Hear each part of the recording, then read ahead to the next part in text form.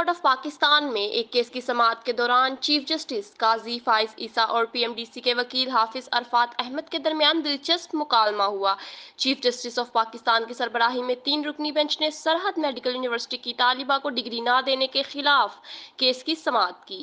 Case کی سماعت کے دوران چیف جسٹس قاضی فائز عیسیٰ نے پی ایم ڈی سی کے وکیل حافظ عرفات احمد سے استفسار کیا، کیا آپ کا نام حافظ ہے؟ جس پر پی ایم ڈی سی کے وکیل نے جواب دیا کہ نہیں، میرا نام عرفات احمد ہے۔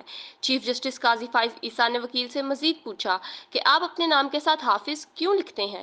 جس پر وکیل نے جواب دیا کہ شعوری علم میں پہنچنے سے پہلے حفظ کر لیا تھا تو نام کے ساتھ حافظ کا اضافہ ہو گیا۔ چیف جسٹس نے وکیل حافظ عرفات سے ایک سوال کیا کہ شناختی کارڈ پر بھی حافظ درج ہے؟ وکیل حافظ عرفات نے بتایا کہ شناختی کارڈ پر میرا نام صرف عرفات احمد ہے۔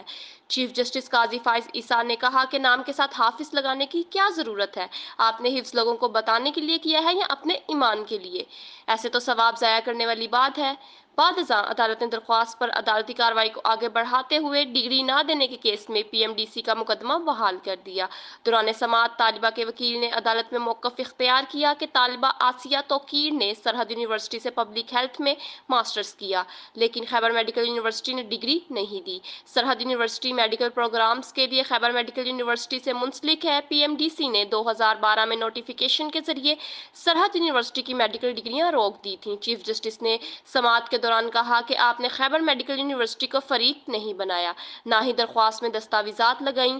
چیف جسٹس قاضی فائز عیسیٰ نے کہا کہ ملک میں کتنی یونیورسٹیاں ہیں؟ پاکستان میں نیو یارک اور لندن سے زیادہ یونیورسٹیاں ہیں۔ ملک سے عمارت دستیاب نہ ہو، بس یونیورسٹی بنا دیتے ہیں۔ کچھ لوگوں نے یونیورسٹیز بنانے کی کاوش کی تھی، پتہ نہیں اس کا کیا بنا۔ بعد ازاں عدالت نے فریقین کو اضافی دستاویزات جمع کرانے کا وقت دیتے ہوئے کیس کی سماعت ملتوی کر دی۔